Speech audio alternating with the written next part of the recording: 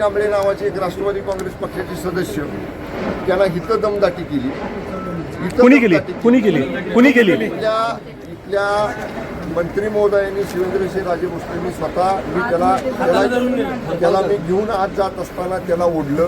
त्या लोकांनी मी त्याला धरलं असताना तिथं ओढायचा प्रयत्न केला. आमदार मकरंद पाटील साहेब होते, आम्ही होतो. आम्ही त्याला घेऊन आतमध्ये गेलो, म्हणजे आतमध्ये त्यांना दरवाजापर्यंत सोडलं.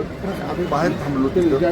आतमध्ये आता आपल्याला सांगितलं सदस्यांनी आमच्या की त्याने हात वर त्यांच्या बाजूने केला नव्हता, तरी सुद्धा 3 वेळा विचारलं हात वर करायचं का, हात म्हणजे काय, आणि त्याचा धरून हात शेजारच्या सदस्यांनी शेजारच्या सदस्यांनी धरून त्यांचा हात वर केला. याचा अर्थ चिमटे कोणी काढलेले? अर्थ म्हणजे प्रशासन हे पूर्णपणे लोकशाहीचा खून करणारं प्रशासन आहे, लोकशाहीचा गळा घोटणारं प्रशासन आहे. मी त्यांना धरलं होतं आमच्या मांडवे, संदीप मांडवेला. 10 पोलीस मला ओढत होते. 10 पोलीस. मी पालकमंत्री आहे, राज्याचा मंत्री आहे.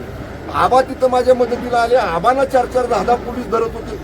म्हणजे राज्याच्या मंत्र्यांना जर पोलीस आता माझ्या हाताला लागलं, रक्त आलं त्या हातातलं, मी त्याला रुमाल बांधला, ते सगळं होईपर्यंत नंतर पट्टी या ठिकाणी केली. म्हणजे पोलीस सुद्धा घरगाड्यासारखं वागले, घरगाड्यासारखं. ज्यांचं त्यांना भारतीय जनता पक्षाच्या घरगाडीसारखं काम सातारा पोलिसांनी केलेले अत्यंत निंदनीय कृत्य आहे, लोकशाहीचा गळा घोटणारं कृत्य आहे. निश्चितपणे याचे पडसाद सातारा जिल्ह्यामध्ये तीव्रपणानं उमटतील. आणि आम्ही जरी महायुती सरकारमध्ये मंत्री असलो तरी शेवटी आमचे पक्ष आहेत, आमच्या पक्षाचं काम करायचा आम्हाला अधिकार आहे. पक्षाचं काम करताना पोलीस बळाचा वापर केला त्यांनी, पोलीस बळाचा 100 साध्या देशात. जिल्हाधिकारी सुद्धा त्यांच्या प्रक्रियेमध्ये असताना त्या प्रक्रियेमध्ये आज जाऊन सगळे मंत्री आणि आमदार सरळ सांगतात आम्हाला मतदान करा, सीसीटीव्ही फुटेज बघून घ्या. याचा अर्थ प्रक्रियेमध्ये जाऊन आतमध्ये जाऊन जर बोलत असतील तर लोकशाही कुठली राहिली इथे? नैतिक विजय हा शिवसेना राष्ट्रवादी काँग्रेस पक्षाचा आहे. आमचे 37 सदस्य होते. आमच्या 2 सदस्यांना त्यांनी घेऊन गेले, शिवसेनेच्या.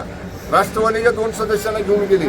आता त्यांच्यावर डिस्क्वालिफिकेशनची प्रक्रिया पक्षामध्ये आम्ही सुरू करणार आहे, तो भाग वेगळा आहे. पण अशा पद्धतीनं बहुमत कुणाला दिलं होतं जिल्ह्याने? 37 सदस्यांना निवडून देऊन राष्ट्रवादी काँग्रेस पक्ष शिवसेनेच्या युतीला सातारा जिल्ह्यानं जिल्हा परिषदेतलं बहुमत दिलं होतं. जनमताचा अपमान, जनमताच्या निर्णयाचा घोर अपमान प्रशासनाच्या, पोलिसांच्या, जिल्हा प्रशासनाच्या मदतीनं भारतीय जनता